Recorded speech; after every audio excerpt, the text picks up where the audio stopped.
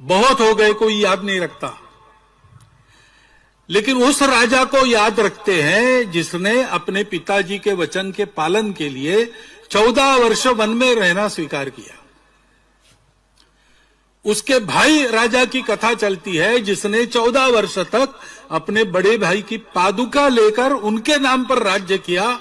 14 वर्ष के पश्चात अखंड सत्ता में रहने के बाद भी, भाई वापस आने के बाद उसका राज्य सही सलामत उसको सुपुर्द कर दिया।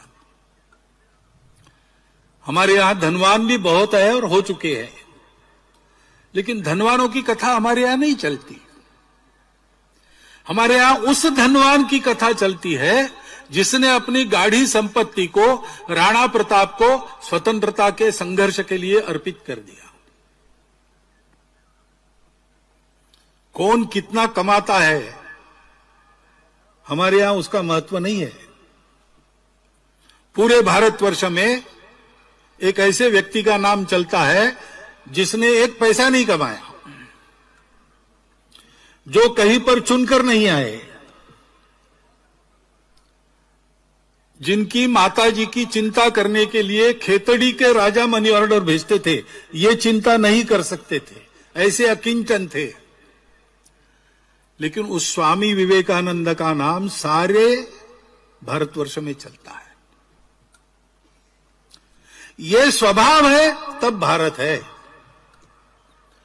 ये स्वभाव नहीं है तो भारत नहीं है। और ये स्वभाव परंपरा से जिनके पास आया, इस स्वभाव में प्रथम दीक्षित जो हुए और उस प्राचीन समय से आज तक जो उस स्वभाव का निर्वाह कर रहे हैं, ऐसे समूह को आज भारतवर्ष में हिंदू समाज कहा जाता है।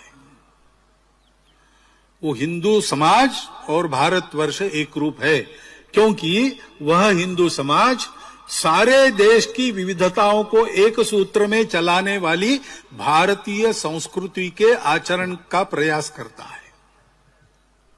आज की अवनत अवस्था में भी उसकी मान्यता ध्रुव है। मातृवत परदारेषु परद्रव्येषु लोष्ठवत आत्मवत सर्वभूतेषु यह पश्यति स पंडिता।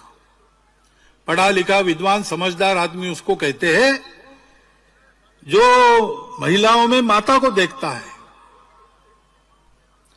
दूसरों के धन का अपहार नहीं करता, उसकी इच्छा नहीं करता, बिना कमाई खाता नहीं है,